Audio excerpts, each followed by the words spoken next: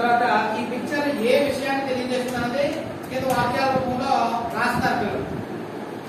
మొత్తం అన్ని ప్రతి పిక్చర్ అంటే ఒక కథని ఇండికేట్ చేస్తారు. కథ అంటే కథ కొన్ని వాక్యాలు, ఆ వాక్యాలు పూర్తిగా చివరికి వచ్చేసరికి ఒక కథ రూపంలో డిస్ప్లే అవుతుంది అనమాట.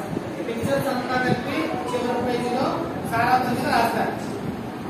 ఈ రకంగా చేయడం జరిగింది. మనం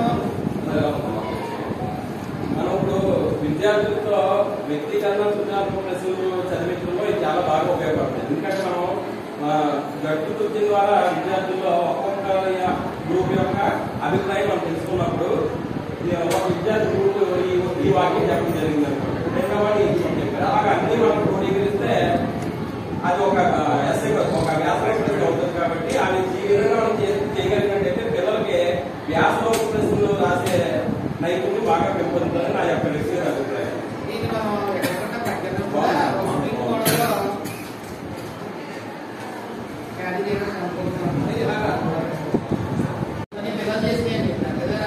అంటే నేను మొత్తం చెప్పాను కదండి, పుస్తక సమీక్ష అనేది ఇవ్వలేదు.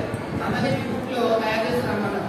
చాలా మంది చేసుకొచ్చారు. ఇంకా స్కూల్లో చాలా ఉన్నాయి. కొన్ని నేను అనుకోని మనం పట్టుకెళ్ళడం జరిగింది. ఇంతే ఉన్నాయి, అవే తీసుకొచ్చాను. స్కూల్ ఎక్కువ మనం బయలుదేరి స్కూల్ తిరగలేదు.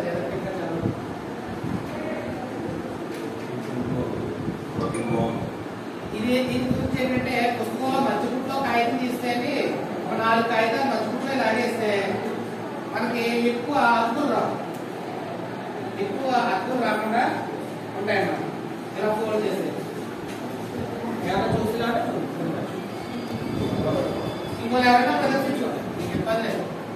ఒక తర్వాత చూపించినట్టు ఉంటుంది కదా, అది ఎవరు చేశారన్నది కాదు.